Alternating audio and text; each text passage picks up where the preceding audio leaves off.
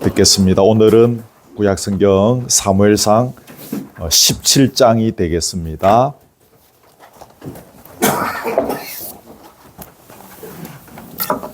사무엘상 17장 41절입니다. 사무엘상 17장 41절부터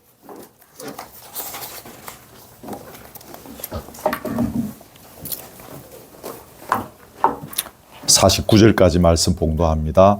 사무엘상 17장 41절, 제 성경은 437면 정도가 되겠습니다. 블레셋 사람이 방패든 사람을 앞세우고 다윗에게로 점점 가까이 나아가니라. 그 블레셋 사람이 둘러보다가 다윗을 보고 업신여기니 이는 그가 젊고 붉고 용모가 아름다움이라.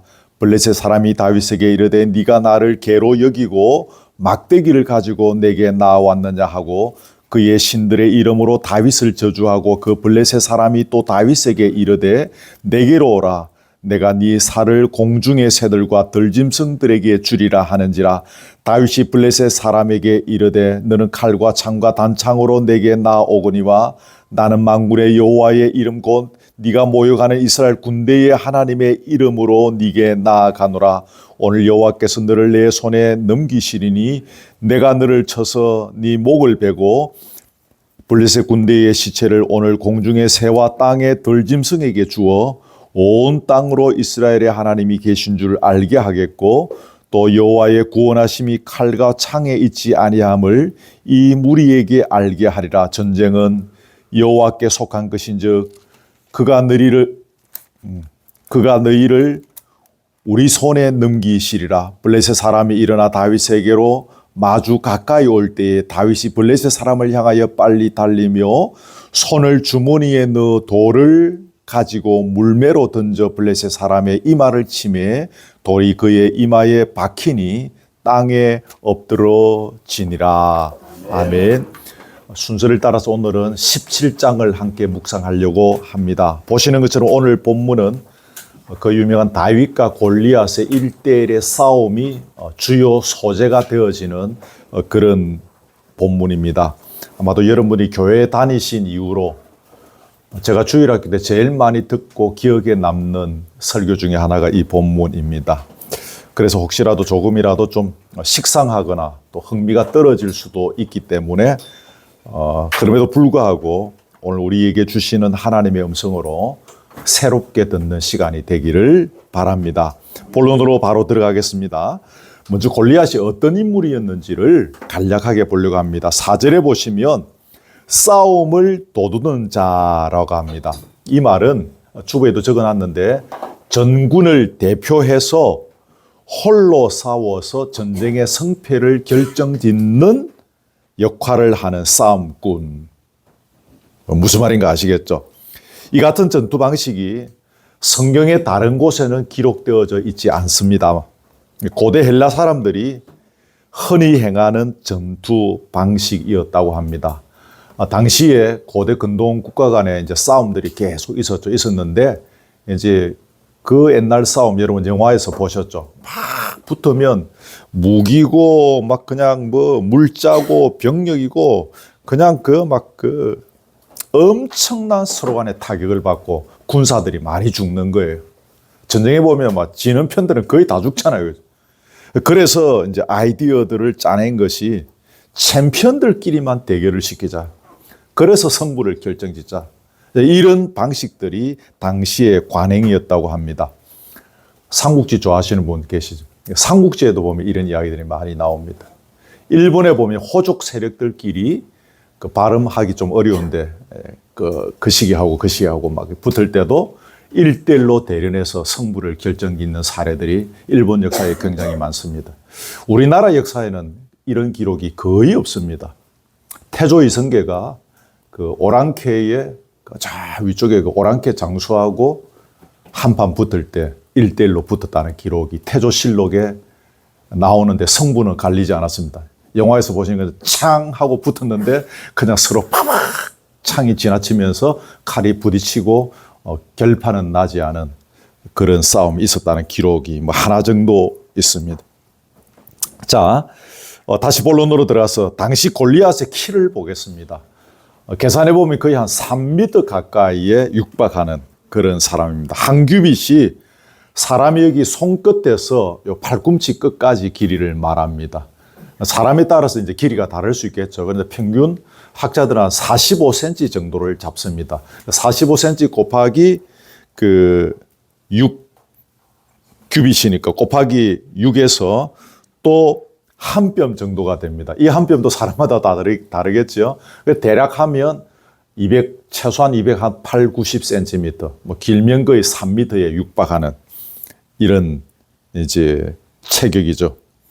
칼과 창으로 싸우는 재래식 전투에서 과히 천하대장군이라 할 만하죠. 그렇죠? 거기다가 그가 갖추고 있는 갑옷을 또 봅시다. 갑옷과 무기가 그가 얼마나 강한 용사인지를 이렇게 표현해 주는데 5절, 6절, 7절에 보면 그 내용들이 소개되는데요. 머리부터 다리까지 완전히 무장되어 있습니다. 그가 입은 갑옷은 비늘 갑옷이다라고 되어 있는데 속에는 가죽옷입니다. 겉은 뭡니까? 우리 영화에서 보는 것처럼 그 물고기 비늘 모양의 금속으로 되어 있습니다. 영화에 보면 이제 그런 장면들이 있죠. 갑옷들, 장군들이 입는 갑옷들. 그 갑옷의 무게만 57kg. 여기 57kg 안 나가시는 분도 혹 계실런가 모르겠는데 갑옷의 무게만. 갑옷으로 다 가릴 수 없는 부분, 그 무릎 아래 정강이 부분은 남자분들 고등학교 다닐 때 그 교련하면서 각반이라는 걸 찾죠. 노스로 만든 각반을 또 무릎 아래에는 이렇게 차서 가렸다는. 그러니까 머리부터 발끝까지 다 가리고 있는 것입니다. 어깨에는 노스로 만든 단창을 메고 또 자기가 갖고 있는 긴 창의 자루가 배틀책 같았다고 했는데 창날은 철로 만든 것인데 이 창날의 무게만 7kg이라는 거죠. 창날만 7kg. 여기서 배틀책 같다는 것은 저도 뭐 본 적은 없는데 사진에서 쭉 찾아봤습니다. 옷감 짤 때 사용하는 그 기구 이렇게 옛날에 거기에 이제 이렇게 가로로 길단하게 그 배틀채를 그 기구를 유지하는 굵고 기다란 그런 나무 막대기 쫙 이렇게 가로로 아주 굵고 길단하죠. 이제 창자루가 그만큼 길고 굵고 튼튼했다는 것입니다. 그러니까 여러분 창날의 무게만 7kg에 달하니까 창자루는 얼마나 멋져야 되겠습니까? 그 외에도 45절에 보면 허리에 또 칼을 또 차고 있는 거, 허리에 또 칼 차고 있는 것이 있었고, 골리앗 앞에는 사람의 전체를 가릴 정도의 직사각형 큰 방패를 든 호위병이 지키고 있었다 그랬습니다. 방패, 그러니까 직사각형으로 길쭉하게 되어 있는 거죠. 사람 전체를 다 가리우는 그런 방패. 그 방패를 든 호위병이 또 앞에 지키고 있었다는 것입니다. 여러분 이런 골리앗 장군의 모습을 한번 상상해 보십시오. 감히 접근하기 어려운 싸움꾼의 모습인 거죠. 이런 사람이 지금 앞에 딱 버티고 서서 말하고 있습니다. 여러분 본문을 나중에 쭉 다 읽어보시면요. 오늘 본문이 좀 길어서 오늘 줄여서 제가 읽었는데 거기 보면 그럽니다. 너희 지금 뭐 하려고 이렇게 전열을 벌이고 있느냐 이거예요. 싸울 영역도 없는 패거리들이 이렇게 군대를 전열시켜서 뭐 하자는 거냐 너희들. 굉장히 제가 좀 순화해서 말하고 있는데 아주 이 참 그 블레셋 그 사람으로서 이 이스라엘 사람을 모욕하는 그런 언어들을 썼겠죠. 그 본문에 보시면 내가 블레셋 사람인 것을 너희가 모르느냐. 너희가 이스라엘 사람이란 것을 너희가 모르느냐. 이런 말을 합니다. 이 말이 무슨 말인가 하면 과거에 오랫동안 우리 블레셋이 너희를 다스려 왔지 않느냐. 우리가 이쪽으로 가라면 이쪽으로 가고 또 저쪽으로 가라면 저쪽으로 가고 일서라면 일어서고 앉으면 앉으라고 할 때 그대로 했던 백성이 너희들 아니냐. 그 말입니다. 그런 걸 상기시켜 주는 것입니다. 그런 너희가 뭘 할 수 있느냐. 너희는 우리가 시키는 대로 하고 살면 돼. 대단한 모욕과 조롱의 말이 퍼부어지는 것입니다. 이것은 왜 그렇게 합니까? 이스라엘 군대의 자존심을 빡빡 긁는 것입니다. 그래서 나오고 1대1로 붙자. 지금 이 사람이 여기에 나온 지가 얼마 되죠? 40일 동안 아침과 저녁으로 나와서 이 소리를 하고 있는 것입니다. 자존심 이렇게 해도 안 상하냐? 나와서 내하고 한판 붙자. 그래서 이 싸움 끝내자는 것입니다. 본문 읽어보시면 10절에 골리앗 스스로 지금 내가 이스라엘 군대를 모욕했다라고 자기가 스스로 말합니다. 모욕하고 있는 거예요. 그러면서 이제 싸움에 한 명을 끌어내려고. 예전에 중국 사람들이 우리 민족을 향해서 이와 비슷한 소리 해대면서 깔봤던 적이 제법 긴 세월 동안 있었죠. 거의 역사를 보면 속국 취급을 받았죠. 임금 세울 때도 그들의 허락을 받아야 돼요. 심지어는 우리의 이런 옷까지 중국의 흉내를 내어서 우리의 이런 의상들도 갖추게 할 정도로. 그래서 삼전도의 굴욕 같은 거 보면 인조가 청나라 태종 앞에서 3번 절하고 9번 머리를 땅바닥에 찍는 그런 예를 올려. 여러분 아시는데 그때 얼마나 우리나라의 여성들이 중국에 많이 잡혀갔습니까? 청나라에. 그런 세월들, 예를 들자면 그렇습니다. 내가 지금 그런 족속들 아니냐. 근데 지금 여기 앞에 내 앞에서 전열을 버려갖고 뭐 하겠다는 거죠. 그런 이제 그 다음에 욕짓거리들 나오겠죠. 여러분 당시 이스라엘 군대의 실상은 어땠습니까? 일전에 한번 말씀드린 것처럼 대부분 집에서 농사 짓다가 온 사람들입니다. 그래서 여러분 갑옷도 없고 무기라고 할 만한 것도 없어요. 이 사람들은 청동기 시절이기 때문에 그 무기가 제대로 없었지. 꽃갱이 들고 나와 있는 군인들이죠. 이런 형편이다가 보니까 사울 왕을 비롯한 모든 이스라엘 군대는 두려움에 휩싸일 수밖에 없는 것입니다. 이 골리앗과 같은 거인과 한판 붙어서 이제 우리 민족의 미래가 결정되는 거예요. 대단히 무거운 책임이 따르겠죠. 패배에 대한 큰 부담감까지 따르겠죠. 인조가 그 삼전도 앞에 서초구 어디쯤이었다 하는데 거기 청태종 앞에 그렇게 머리를 쪼아리면서 9번 머리를 땅바닥에 부딪히는 그런 비참한 짓을 해야 될 것을 생각하는 거죠. 얼마나 큰 부담입니까? 못 나가는 거예요, 아무도. 사실 이런 싸움을 위해서 사울이 선택된 이유 중에 하나는 뭡니까? 사울이 키가 크다 그랬죠. 아마 그런 이유들이 있었을 것인데 사울도 골리앗의 위용 앞에서는 두려웠을 뿐인 것입니다. 모두들 꼼짝을 못하는 것입니다. 자, 여러분 여기서 한 가지 중요한 포인트는 그 다음 단락으로 내려갑니다. 여러분 주보 보시면 사울 왕이나 이스라엘 사람들은 골리앗의 무시무시한 용모와 키만을 보았다는 사실입니다. 아까 무장한 머리부터 발끝까지 무장한 것들, 그 골리앗의 대단한 키. 그래서 그들은 한 번 싸워보지도 않은 상대에게 기선제압이 이미 되어 있는 것입니다. 우린 저 사람하고 싸울 수 없어. 아무 힘도 쓰지 못한 것입니다. 아무 힘도 쓰지 못한다는 것은 무슨 말입니까? 우리에게는 골리앗과 싸울 만한 벼룩이 간 만큼의 힘도 능력도 없어. 그것을 인정하고 있는 것입니다.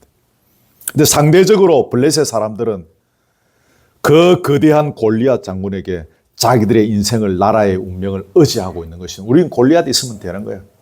저봐 지금 꼼짝도 못하고 있잖아. 40일 동안 조수고로 나가서 저렇게 떠들어도 한 명도 못 나오잖아요.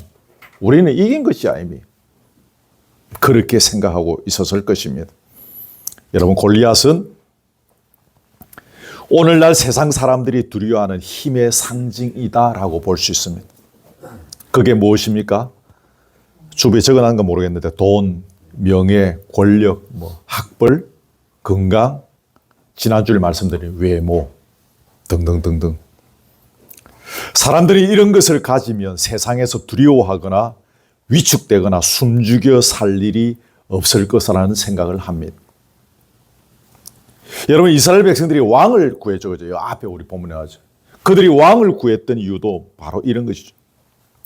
눈에 보이는 이런 힘이 있으면 이 세상의 모든 두려움에서 벗어날 수 있을 것이라고. 함부로 남들이 우리를 넘보지 못할 것이라고 생각했기 때문에 그들이 왕을 구했지 않습니까? 그런데 여러분 세상의 힘은 언제나 크고 위협적입니다. 기억하십시오. 키가 큰 사울보다 훨씬 더 크고 위협적인 골리앗이 나타나는 것처럼 세상의 힘은 언제나 더 위협적입니다. 우리가 가진 힘보다 더 큰 힘이 우리를 위협하는 상황을 만나게 되는 것입니다. 이런 관점에서 그리스도인은 하나님만이 이 세상에서 그 무엇보다도 강력하고 위대한 분이심을 믿고 살아가는 사람들입니다. 아멘. 여러분, 구약 성경을 읽어보면 이런 강력하고 위대하신 하나님의 그 무섭고 그 위험하고 위협적인 세력들을 초토화시키는 장면들이 수도 없이 계속 나오죠. 그 구약의 역사들이 막 그런 역사들로 막 펼쳐집니다. 모세 시대에 이집트 왕국이 얼마나 대단한 제국입니까? 지금은 뭐 이집트 별로 그렇게 힘을 못 쓰는 나라지만 모세 시대는 여러분 이집트 왕국이 세계 최고입니다. 지금의 미국 같은. 그런데 그 대단하고 교만한 바로 왕을 꼼짝 못하게 제압하시는, 요즘에 트럼프를 꼼짝 못하게 만들고 제압하시는, 그리고 당신의 백성들을 이끌었던 분이 우리 하나님이십니다. 가나안 땅으로 가는 여정에도 어려움이 많았습니다. 숱한 난관들이 있었습니다. 먹을 것이 없고 마실 물이 없었습니다. 홍해가 버티고 또 요단강이 가로막고 거대한 여리고성이 기다리고 있었습니다. 근데 그 숱한 장벽들을 다 돌파하게 하셨습니다. 이스라엘 백성들이 자력으로 한 것은 여러분 아무것도 없습니다.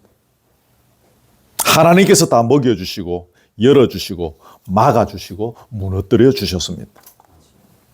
그런데 여러분 더욱 놀라운 것은 지금의 이야기를 잘 들으십시오. 죄로 속박된 인생의 문제를 해결해 주시기 위해서 당신의 독생자를 이 땅에 보내주시고 십자가에 달려 죽게 하시면서 우리의 죄의 문제를 해결해 주신 사건입니다. 구약의 그 수많은 사건들을 통해서 당신의 크고 위대하심을 이렇게 선언하셨지만 그것들보다 더 위대하고 놀라운 사건이 바로 이 사건인 것입니다. 세상에 종교도 많고 그들이 믿는 신이라는 존재도 많습니다. 그러나 어느 종교도 어느 신도 죄의 문제를 해결해 주지는 못합니다. 죄로 인해 속박되어 사는 인간을 자유롭게 해주지는 못합니다. 다시 말하면 죽음의 문제를 해결해 주지는 못합니다. 그런데 이러한 문제를 근원적으로 풀어주는 존재는 우리 하나님밖에 안 계십니다. 아멘. 이게 하나님의 능력의 극치인 것입니다. 아멘. 하나님의 능력 기억하십시오. 하나님의 능력. 여러분, 눈에 보이는 골리앗을 바라볼 때 우리는 이길 수 없습니다.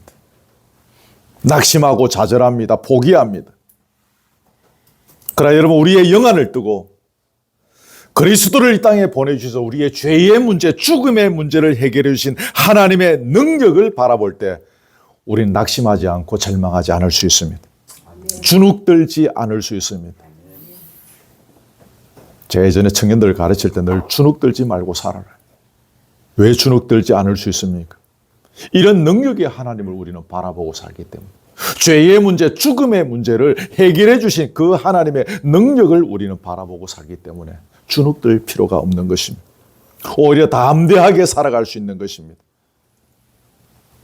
왜냐하면 죄의 문제, 죽음의 문제는 우리 인생의 모든 문제의 권한이 되기 때문입니다.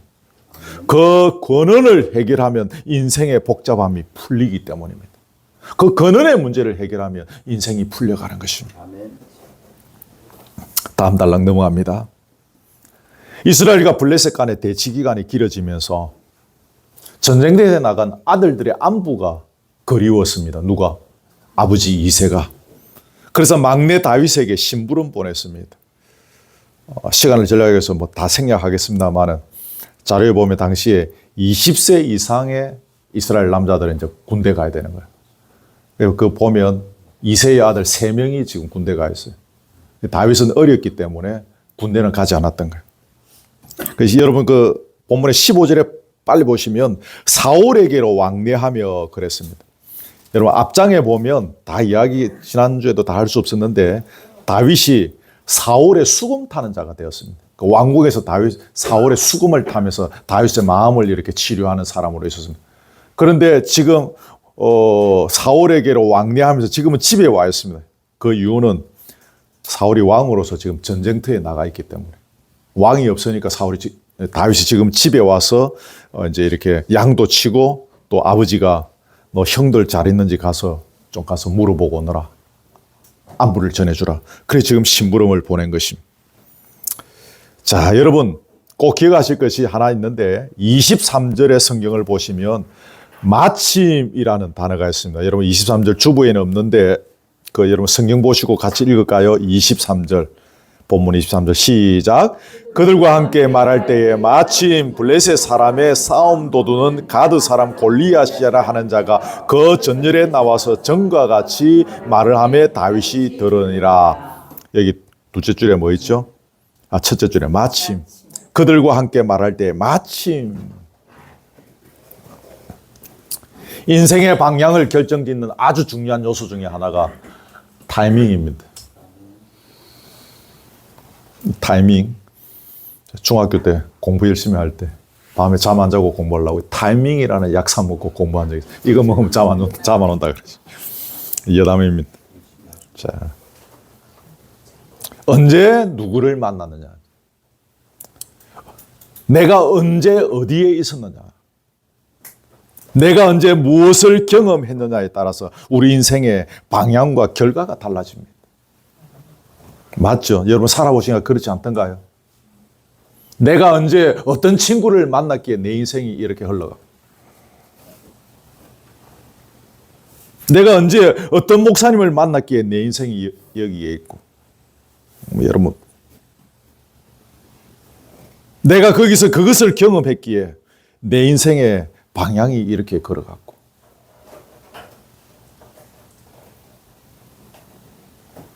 반일의 본문에서 만일에 그때 다윗이 왕궁에 있었더라면 어떻게 되었을까요? 혹은 다윗이 심부름으로 전장에 도착했는데 이미 싸움판이 벌어졌더라면 또 상황이 어떻게 되었을까요? 다윗이 전투가 벌어지기 바로 직전에 도착해서 하나님과 이스라엘을 모욕하는 골리앗을 본 것은 우리 모두의 상황과 시간 속에서 역사하시는 하나님을 보게 되는 것입니다. 네. 기억하십시오. 우리 인생의 타이밍은, 하나님의 백성의 타이밍은 스스로 바꾸거나 조절할 수 없습니다. 하나님께서 타이밍에 맞게 필요한 정보를 알려주시고, 만나야 할 사람을 만나게 해주시고, 가야 할 곳에 가게 하시고, 보아야 할 것을 보게 하시기 때문입니다. 우리가 결정할 수 없는 거예요. 우리 인생의 중요한 타이밍은 하나님께서 조절하시는 거예요.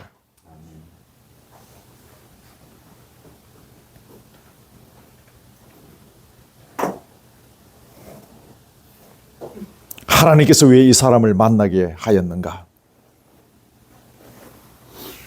하나님께서 나를 왜 이곳에 가게 하셨는가? 하나님께서 왜 이것을 나로 하여금 보게 하셨는가? 우리는 이것을 깊이 이런 관점에서 묵상해야 하는 것입니다. 하나님의 타이밍에 의해서 내 인생이 가고 있다라고 할 때, 왜 이 사람을 만나게 했을까? 왜 내가 그때 거기에 있었을까? 내가 지금 눈으로 보고 있는 이것 왜 보게 하시는가? 우리는 이런 의미에서 그런 것들을 깊이 묵상해야 하는 것입니다. 여러분, 인생의 타이밍을 주관해 가시는 하나님의 섭리의 손길을 믿는 사람은 조급하거나 두려워하거나 그러하지 않습니다. 우주 만물의 주관자 되시며 전지전능하신 하나님께서 그 하나님의 섭리를 따라서 내 인생을 이끌어가고 계시니 가장 적절하고 가장 적합하고 그러한 하나님의 때를 우리가 확신하는 것입니다. 그때가 있을 것이다. 조급할 필요도 없고 두려워할 필요도 조금의 그런 이유가 없는 것입니다. 예전에는 재수라는 것을 많이 했는데 고등학교 졸업하고 1년 재수하면 인생이 뭐 엄청나게 친구들 때문에 막 뒤처지게 되지는 않을까. 그것 때문에 막 얼마나 그 당시에 심사숙고합니까. 지나고 나서 보니 그 아무것도 아니잖아요. 뭐 고시 구수하고도 대통령 해먹는데. 지나고 나면 아무것도 안 했는데. 그 당시에 우리가 얼마나 조급합니까. 친구들 때문에 인생이 1년 뒤처지면 어떻게. 그런 것 때문에.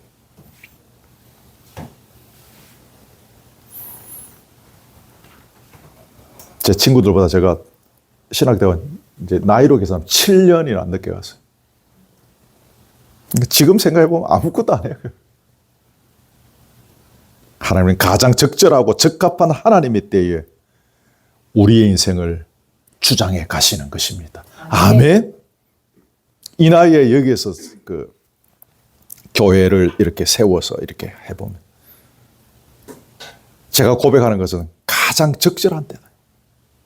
가장 적절한 때에 하나님께서 여기 교회를 세우게 하시고 동력자들을 만나게 하시고 이끌어 가신다는 것을 저는 확신합니다.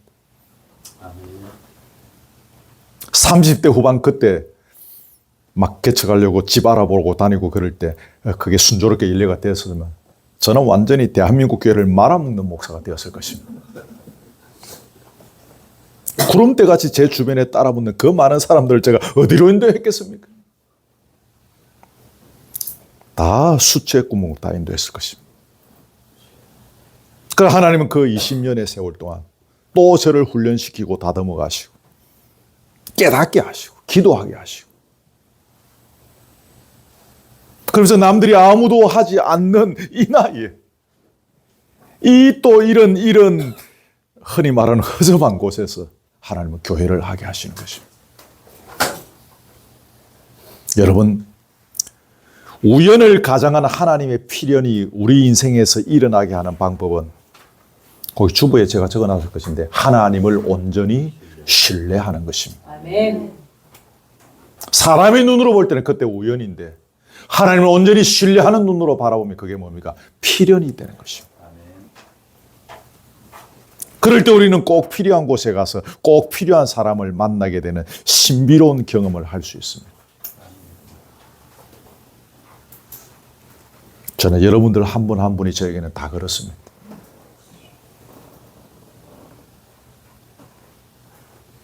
가만히 돌아보면 우리 각자의 인생이 다 이런 면에서 신비한 겁니다.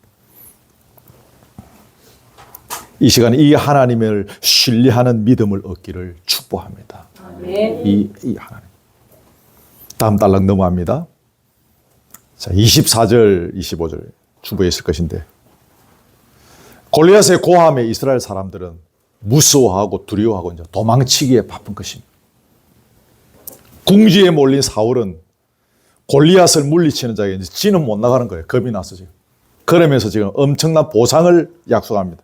많은 재물을 주겠다. 내 사위 자리도 주겠다. 내 딸 줄게. 이게 엄청난 약속이죠. 세금도 면제해 줄게.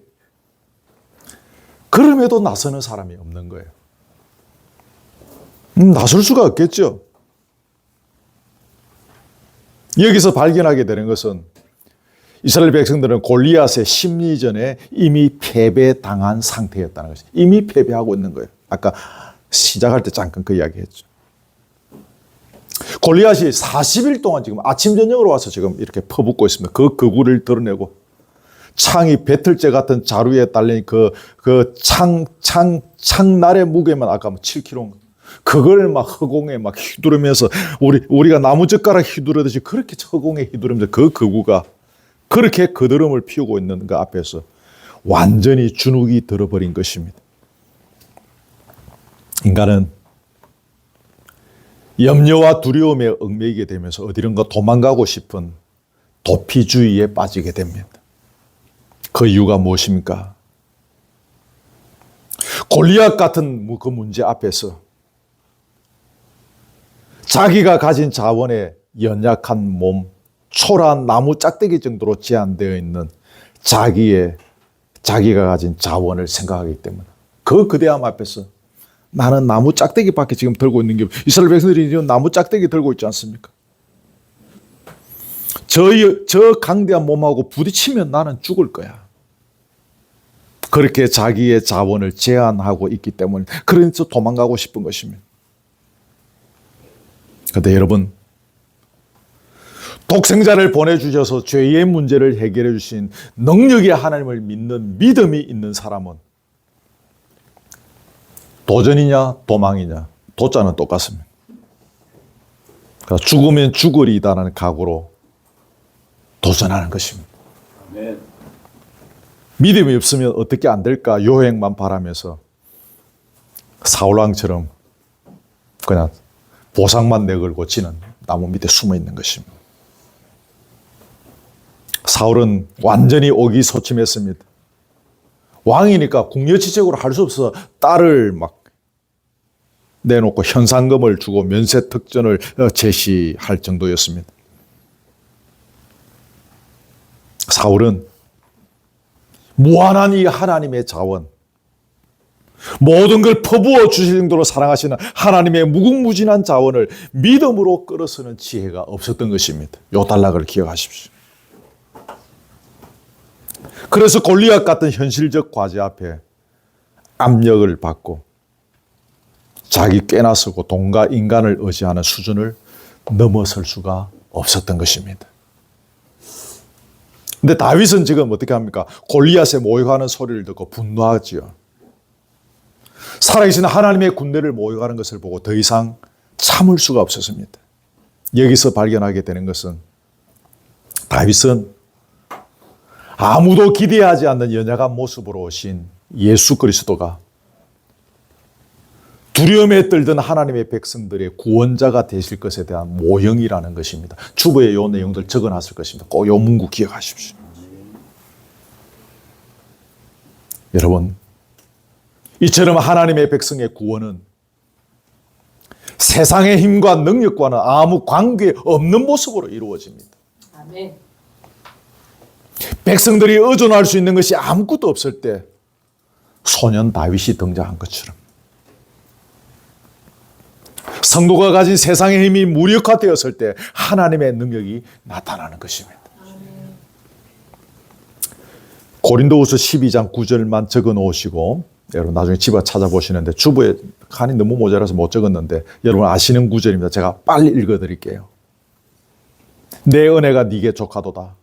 이는 내 능력이 약한 데서 온전하여짐이라. 이는 내 능력이 어디서요? 약한 데서 온전하여진다는 것입니다. 그러므로 도리어 크게 기뻐함으로 나의 여러 약한 것들에 대하여 자랑하리니 이는 그리스도의 능력이 내게 머물게 하려 함이라. 나는 나의 약함을 자랑한다. 왜?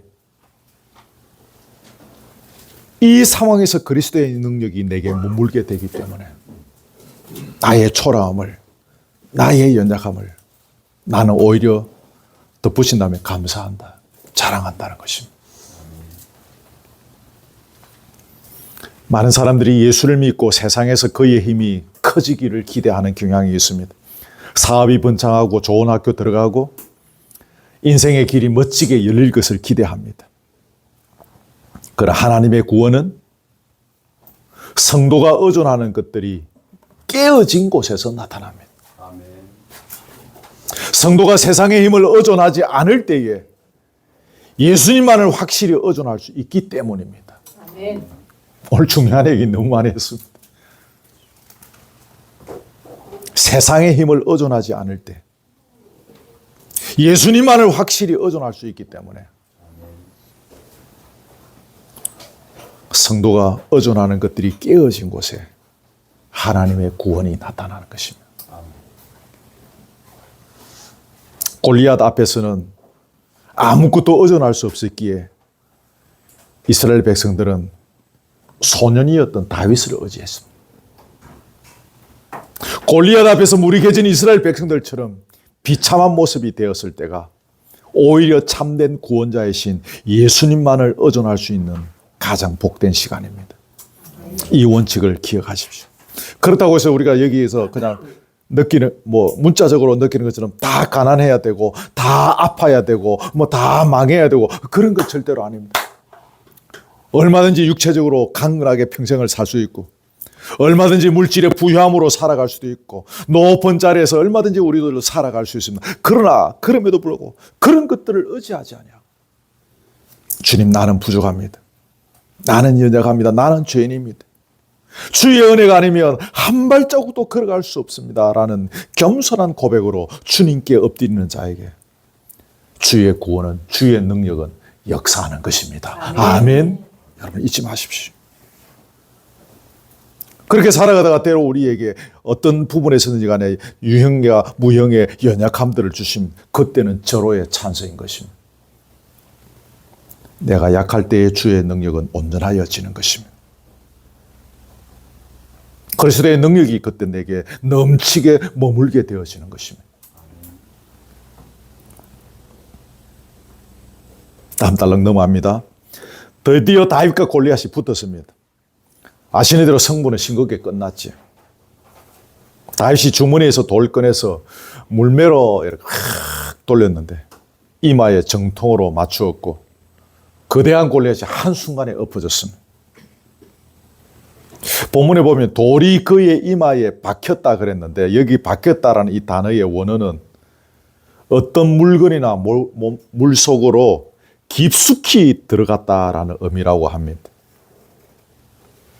그 70인역이라는 그 번역된 성경에 보면 돌이 골리앗의 투구를 깨뜨리고 이마 속 깊숙이 들어갔다. 히브리어 성경을 헬라 성경으로 처음으로 번역한 그 번역본이 70인역이라는 거거든요. 그 성경에는 그렇게 기록되어 있습니다. 투구를 깨뜨리고 이마 속 깊숙이 이마에 박혔다는 것입니다. 그 다음에 어떻게 했습니까? 다윗이 쓰러진 골리앗에 차고 있던 칼을 꺼내가지고 칼을 빼내서 이제 마지막으로 확인 사살한 거지. 그때 이스라엘 군사들이 일어나서 블레셋 군사들을 뒤쫓고 그 진영에 있던 것들을 노략했습니다. 이제 본문에 뒤에 쭉 나오는 이야기입니다. 자, 여러분, 여기서 한 가지 주목하게 되는 것은 다윗과 골리앗이 벌인 싸움은 예수님께서 세상의 왕인 마귀와 벌이신 싸움의 모형이다라는 것입니다. 또 이스라엘 군사들이 블레셋 사람들 뒤쫓아가서 그 진영에 있는 것들을 노략질 지금 했다고 했지 않습니까? 이것은 예수님께서 이루신 십자가의 승리를 믿는 자들만이 세상과 담대하게 싸울 수 있음을 보여주는 모형이라는 것입니다. 기억하십시오. 예수님께서 이루신 그 십자가의 승리를 믿는 자들, 세상과 담대하게 싸울 수 있음을 보여준다는 것입니다. 이 문구도 굉장히 중요하겠습니다. 블레셋은 하나님의 백성을 두렵게 하는 세상을 상징합니다. 골리앗은 세상의 대표인 마귀를 상징하는 거겠죠. 떨면서 구덩이에 숨은 이스라엘 백성들은 세상의 힘에 위축된 하나님의 백성들을 상징합니다. 그런데 예수님께서 가장 약한 자로 이 세상에 가장 약한 모습으로 오셨죠. 그리고 사로잡히시고 죽임을 당하셨습니다. 하지만 결국은 십자가로 마귀를 무력하게 하시고 승리하셨습니다. 다윗과 골리앗의 싸움에서 다윗이 이길 것이라고 아무도 기대하지 않았지 않습니까? 마치 그것처럼 무력하게 약한 존재로 오신 예수님은 마귀를 무력하게 하시고 승리하셨습니다. 그러므로 예수님께서 이루신 십자가 승리를 믿는 자들은 이미 돌에 맞아 쓰러진 골리앗을 바라보듯 두려움에서 벗어나 담대하게 살아갈 수 있습니다. 우리 주기도문 다 배우셨잖아요. 다만 악에서 구하시옵소서가 뭡니까? 그냥 악에서 좀 피하고 악에서 잘 견디게 하옵소서가 아니고 뭐라고 했습니까? 악을 오히려 무찌르고 짓밟고 승리하게 해 주시옵소서라는 의미라고 제가 가르쳐 드렸죠. 여러분 알고 계시죠? 바로 그겁니다. 이미 돌에 맞아 쓰러진 골리앗을 바라보듯이 두려움에서 벗어나 담대하게 살아가는 것입니다. 우리는 마귀를 직접 대항하여 싸우는 것은 아닙니다. 예수님께서 이미 승리하신 싸움에 동참하여 무력화된 적들을 제압하고 전리품만 거두면 되는 것입니다. 아멘. 여러분, 이렇게 함으로 우리가 누리게 되는 것이 뭡니까? 승리의 기쁨이지 않겠습니까? 이겼으니까. 이걸 다른 말로 좀 표현하면 뭡니까? 진리 안에서 자유하게 하는 것입니다. 자유를 누리는 것입니다. 또 다른 말로 표현하면 그리스도인에서 풍성한 삶을, 넉넉한 삶을 누리는 것입니다. 왜 넉넉할 수 있습니까? 우리를 억누르던 어두움의 세력을 이겼기 때문에 넉넉할 수 있는 것입니다. 돈이 많아야 넉넉한 게 아니죠. 돈 많다고 넉넉한 것은 아니죠. 타고난 성품이 비교적 넉넉하다고 해서 진정으로 넉넉해지는 것은 아니더라고요. 예수님으로 인해서 우리를 억누르던 어둠의 세력을 이겼을 때 우리는 비로소 진정으로 넉넉해질 수 있습니다. 아멘. 아멘. 숙제 드립니다. 이런 의미에서 넉넉하게 사는 것이 어떤 모습일까? 진지하게 묵상해 보시고 여러분의 숙제 노트에 한번 적어 보십시오. 넉넉하게 사는 것이 뭘까? 말씀드립니다. 단지 뭐 밥 한 그릇 사주는 거 말고 이런 수준 이야기 말고.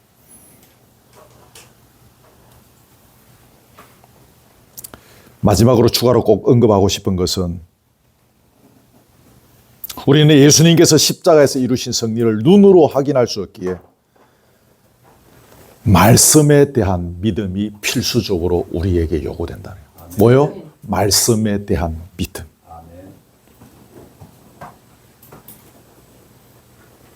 말씀에 대한 분명한 믿음이 블레셋의 본거지로 쫓아갔던 이스라엘 백성들처럼 우리로 담대하게 하는 것입니다. 이런 믿음이 아직 확실하지 않은 분은 말씀에 대한 믿음을 달라고 기도하십시오. 주님, 말씀에 대한 믿음을 한번 주십시오. 이런 기도는 주님께서 너무 좋아하시지 않겠습니까? 바로 그날 저녁에 바로 들어주실 것 같은데.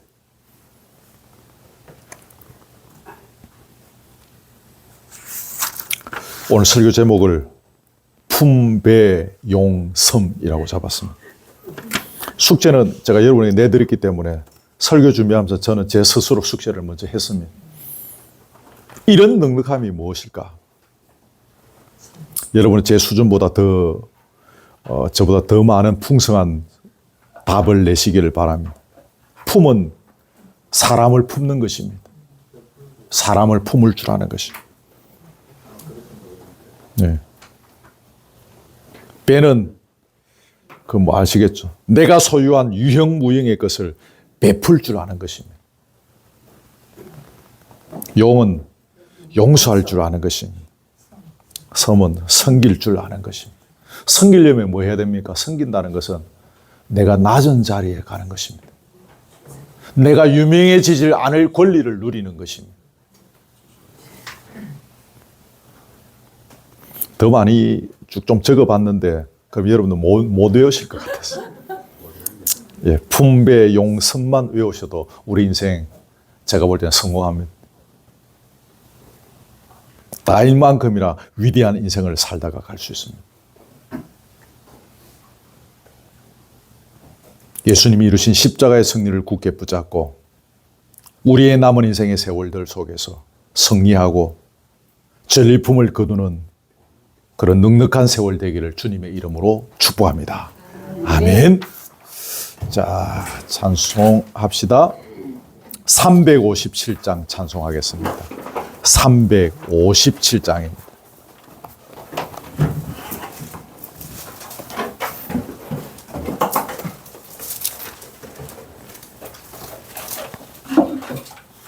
찬송가 357장입니다.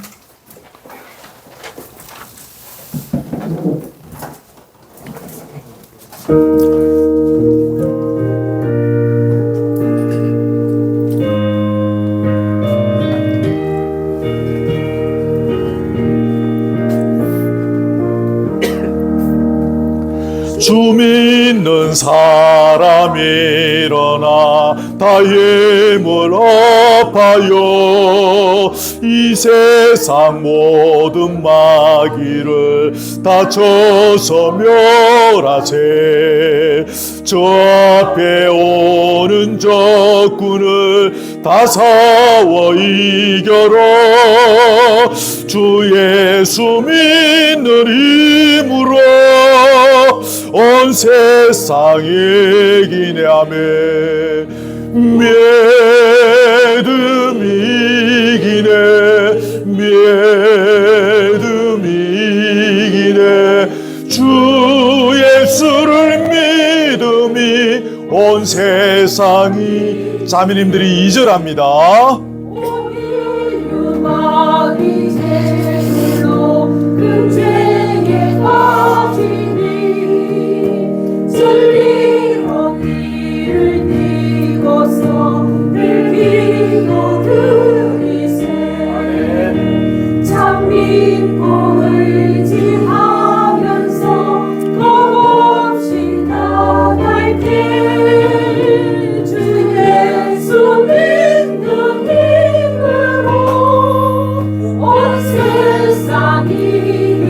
같이 합니다. 믿음이 이기네. 믿음이 이기네. 주 예수를 믿음이 온 세상이. 3절은 형제님들이 합니다. 끝까지 이긴 자에게 이 옷을 입히 또 영생복을 주시니 영생 복을 주시니 참 기쁜 일일세. 아멘. 이 어두운 세상 지나서 저 천성 가도록 주 예수 믿는 힘으로 온 세상이. 같이 합니다. 믿음이 이기네. 믿음이 이기네. 주 예수를 믿음이 온 세상. 믿음이 이기네. 믿음이 이기네. 믿음이 이기네. 믿음이 이기네. 주 예수의 믿음이 온 세상이 이기네. 아멘. 우리 말씀 가지고 잠시만 통성으로 기도합니다. 여호와 우리 아버지 하나님 감사합니다. 이 시간에 말씀을 주셔서 이 말씀 붙잡고 기도합니다. 다윗이 골리앗과의 싸움에서 두려워하지 아니하고 하나님의 이름에 그 군대를 모욕하는 그 자들을 향하여 주여 오직 믿음으로 걸어나가면서 주여 그를 무찌르고 이스라엘 백성들이 그들의 그 물건들을 노략질하는 것을 말씀하셨습니다. 예수 그리스도께서 죽음의 권세를 이기시고 십자가로 승리하셨습니다. 그 십자가의 승리를 믿는 믿음의 백성들은 세상을 향하여 마귀를 향하여 두려워하지 아니하고 그 믿음의 줄을 붙잡고 강건히 걸어나가며 우리 앞에 놓여있는 저 두려움의 세력들 앞에서 주여 세상의 권세 앞에서 두려워하지 아니하고 주여 전리품을 거두며 기쁨으로 담대함으로 걸어가는 백성임을 배우게 되어지옵나이다. 주여 우리에게 이 믿음 더하여 주시옵소서. 하나님의 말씀을 굳게 붙잡는 믿음을 더하여 주옵소서. 믿음이 이기네.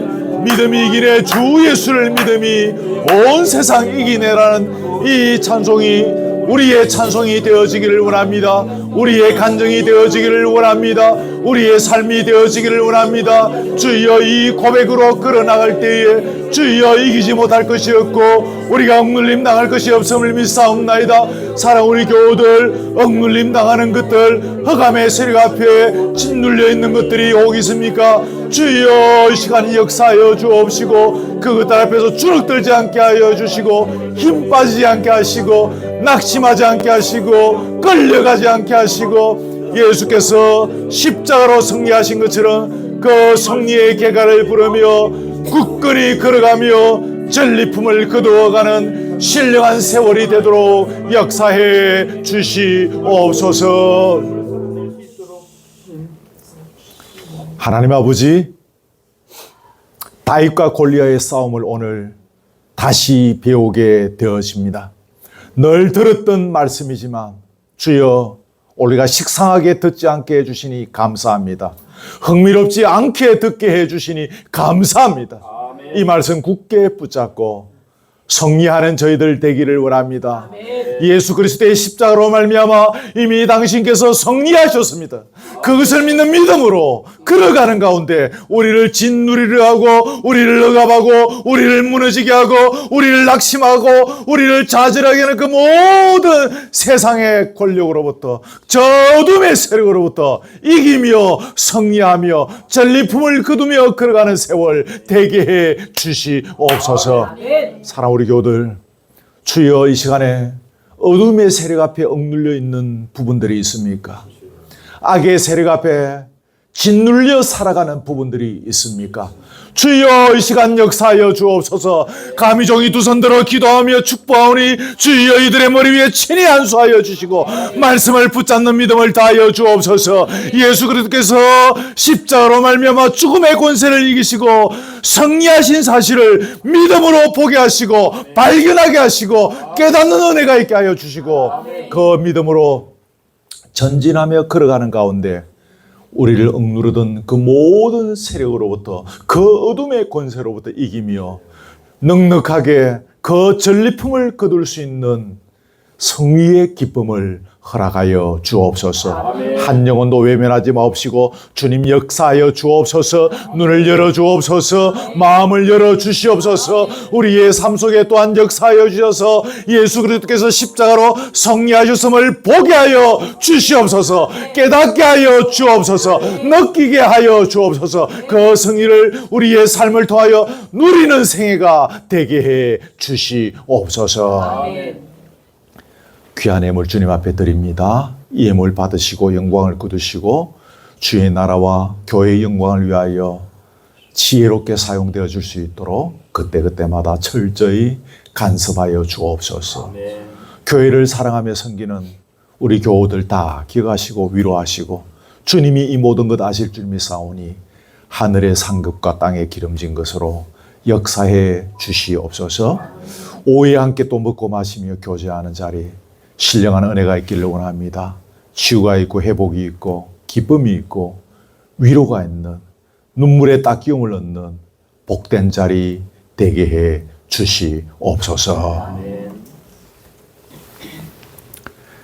예수 그리스도의 은혜와 하나님의 사랑과 성령의 교통하심이 예수 그리스도께서 십자가로 말미암아 승리하셨음을 말씀을 통하여 분명히 믿고 그 믿음으로 우리를 짓누리려고 하는 흑암의 세력들을 무찌르고 승리하며 승리의 기쁨의 계가를 부르며 넉넉한 세월, 믿음의 세월 흘러보내기를 원하는 사랑 우리 교들 머리 위에 지금부터 영원토록 함께 있을지어다. 아멘. 할렐루야. 우리 아버지